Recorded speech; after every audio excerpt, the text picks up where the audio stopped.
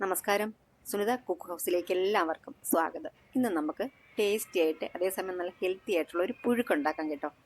അപ്പം നമുക്ക് ഓണത്തിന് വാങ്ങിയിട്ടുള്ള പച്ചക്കറി, അതായത് ചേന, ചേമ്പ്, ഏത്തയ്ക്ക ഇതൊക്കെ ബാക്കി ഉണ്ടാവില്ല. അപ്പോൾ അതൊക്കെ കൂടെ വെച്ചിട്ട് നമുക്കൊരു പുഴുക്കുണ്ടാക്കാമെന്ന് വിചാരിക്കുകയാണ്. അപ്പോൾ എങ്ങനെ ചെയ്ത് നമുക്ക് നോക്കിയാലോ. അപ്പോൾ അത് അതിന് വേണ്ടിയിട്ട് ഞാൻ പച്ചക്കറികൾ ഇതൊക്കെയാണ് എടുത്തിട്ടുള്ളത്. ചേന, അതായത് ഒരു കൊച്ചു ബൗളിൽ ഒരു ബൗളുണ്ട്. പിന്നെ ഇത് ചേമ്പ്, ഏത്തയ്ക്ക കുറച്ചും കൂടെ ഉണ്ട് കേട്ടോ.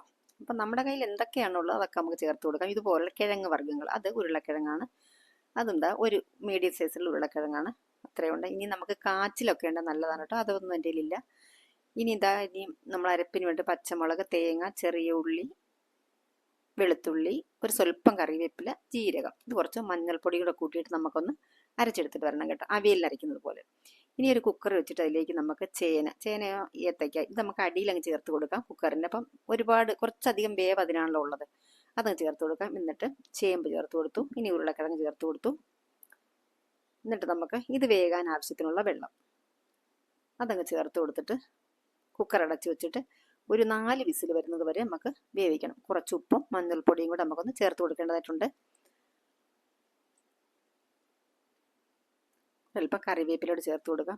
പിന്നെ ഇതിനകത്ത് ഞാൻ പറഞ്ഞില്ലേ, കാച്ചില്, കപ്പ, പിന്നെ വൻപയർ, ഇതൊക്കെ നമുക്ക് ചേർത്ത് കൊടുക്കാം കേട്ടോ. അപ്പോൾ ഇപ്പം ഞാനിത് വൻപയർ ചേർക്കുന്നില്ല, കാരണം ഞാൻ ഇതിനകത്ത് ഇന്നലെ ഞാൻ പുട്ടിന് വെച്ചിട്ടുണ്ടായിരുന്ന കടലക്കറി കുറച്ചുണ്ടായിരുന്നേ, അപ്പോൾ അത് ചേർത്ത് കൊടുക്കാമെന്ന് വിചാരിക്കുകയാണ് കേട്ടോ. ബാക്കി വന്നത് അതിലങ്ങ് ചേർത്ത് കൊടുക്കാം. അപ്പോൾ പിന്നെ പയറിൻ്റെ ആവശ്യമില്ല വൻപയറിന്. അപ്പോൾ അതേ വിസിൽ വന്നു, കുക്കർ അടച്ച് വെച്ച് തീ കത്തിച്ചിട്ട് അപ്പോഴേ വിസിൽ വന്നിട്ടുണ്ടായിരുന്നു. പിന്നെ നമുക്ക് കുക്കർ തുറന്നിട്ട് ഒന്ന് ഇളക്കി നോക്കി, നന്നായിട്ടെല്ലാം വെന്ത് വന്നിട്ടുണ്ട്. ഇനി നമുക്കിതിലേക്ക് അരപ്പ് ചേർത്ത് കൊടുക്കണം.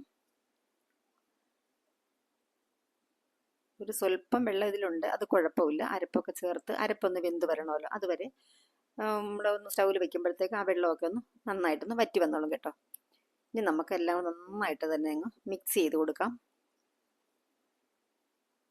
ഇത് നമുക്ക് ബ്രേക്ക്ഫാസ്റ്റ് ആയിട്ട് കഴിക്കാം, ചോറിൻ്റെ കൂടെ കറിയായിട്ട് കഴിക്കാം, ഇതൊന്നും അല്ലെങ്കിൽ 4 മണിക്കാകുമ്പോൾ ചായയുടെ കൂടെ കഴിക്കാം. എല്ലാത്തിനും പറ്റിയ നല്ലൊരു സംഭവം തന്നെയാണ് കേട്ടോ. നല്ല അടിപൊളി ടേസ്റ്റ് വേണം, നല്ല ഹെൽത്തി ആണല്ലോ ഇത്. അപ്പോൾ അതേ അടപ്പ് ചേർത്തിട്ടൊന്നും ഒരു 10 സെക്കൻഡ് അടച്ചു വെച്ചിട്ടുണ്ടായിരുന്നു. എന്നിട്ട് തുറന്നിട്ട് വീണ്ടും ഇളക്കി കൊടുക്കുകയാണ്. നന്നായിട്ട് ഇളക്കി യോജിപ്പിച്ച്. അപ്പം ഞാൻ നേരത്തെ പറഞ്ഞില്ലേ, കടലക്കറി, നമ്മുടെ വെള്ളക്കടല ഉണ്ടല്ലോ, അതുണ്ടായിരുന്നേ. അപ്പോൾ അതൊക്കെ ചേർത്ത് കൊടുക്കാമെന്ന് വിചാരിച്ചു. കടലയോ വൻപയറോ നമ്മൾ നേരത്തെ കിഴങ്ങ് വർഗ്ഗങ്ങൾ ചേർത്തില്ലേ, അതിൻ്റെ കൂടെ ചേർത്ത് കൊടുക്കുന്നത് നല്ലതായിരുന്നു. അപ്പോൾ ഞാനിത് ചേർത്ത് കൊടുത്തില്ല. ഈ കടല ഉണ്ടായിരുന്നുകൊണ്ടാട്ടോ അങ്ങനെ ചെയ്യാതിരുന്നത്. പിന്നെ പയറും കൂടെ ചേർത്തിരുന്നത് ക്വാണ്ടിറ്റി ഒരുപാടായിപ്പോവും, അത്രയും നമുക്ക് ചിലവാകത്തില്ല. അതുകൊണ്ടാണ് ഞാൻ പയർ ചേർക്കാതിരുന്നത് കേട്ടോ. അപ്പോൾ ഇതിവിടെ ചേർത്തിട്ട് ഇപ്പം നമ്മുടെ പുഴുക്ക് ഇവിടെ റെഡി ആയിട്ടുണ്ട് കേട്ടോ. ഒന്നുകൂടെ അടച്ച് വെച്ച് കൊടുത്തിട്ട് ഇളക്കി. ഇനി നമുക്കിതിന് കടുക് താളിച്ച് ചേർക്കണം, അത്രയേ ഉള്ളൂ. കണ്ടോ, ഇപ്പോൾ ആ വെള്ളമൊക്കെ ഒന്ന് വറ്റി റെഡിയായി വന്നിട്ടുണ്ട്. പിന്നെ കാന്താരിമുളകൊക്കെ അരയ്ക്കുകയാണെങ്കിൽ ഒന്നുകൂടി ടേസ്റ്റ് കൂടും കേട്ടോ. പക്ഷേ എൻ്റെ കാന്താരിമുളക് പഴുത്ത കാന്താരിമുളകാണ്, അത് അരച്ചാൽ അത്ര വലിയ ടേസ്റ്റ് ഉണ്ടാവില്ല നമ്മുടെ കറിക്ക്. അപ്പോൾ അതുകൊണ്ട് ഞാൻ അരച്ചില്ല കേട്ടോ, അത് പച്ചമുളകാണ് എടുത്തത്. ഇനി നമുക്കൊരു തടുക്കാപ്പാൻ അങ്ങ് വെച്ച് കൊടുത്തിട്ട് അതിലേക്ക് വെളിച്ചെണ്ണ ചേർത്തിട്ട്, സ്വല്പം വെളിച്ചെണ്ണ കൂടുതൽ ചേർത്താൽ ടേസ്റ്റ് കൂടിക്കോളും. ഇനി അതിലേക്ക് നമുക്ക് കടുക് ചേർത്ത് കൊടുക്കണം. ഇനി ഇതിലേക്ക് ചെറിയ ഉള്ളി അരിഞ്ഞ് ചേർത്ത് കൊടുക്കാം. വറ്റൽമുളകും കറിവേപ്പിലയും ചേർത്ത് കൊടുക്കണം. ഈ വറ്റൽമുളക് ഇങ്ങനെ ഇട്ട് എന്തുകൊണ്ടെന്നറിയാമോ, നമുക്കിതൊന്ന് കടിച്ച് കൂട്ടാൻ നല്ലതായിരിക്കും ഇതിൻ്റെ കൂടെ കേട്ടോ. അതുകൊണ്ടാണ് അങ്ങനെ ചേർത്തിട്ടുള്ളത്, മുറിച്ചിടാതെ അങ്ങനെ ഇട്ടിട്ടുള്ളത് കേട്ടോ. അപ്പോൾ ഇതിവിടെ ഫ്രൈ ആയിട്ടുണ്ട്. നമുക്കിനി ഇത് നമ്മുടെ ഈ പുഴുക്കിലേക്ക് ചേർത്ത് കൊടുക്കാം.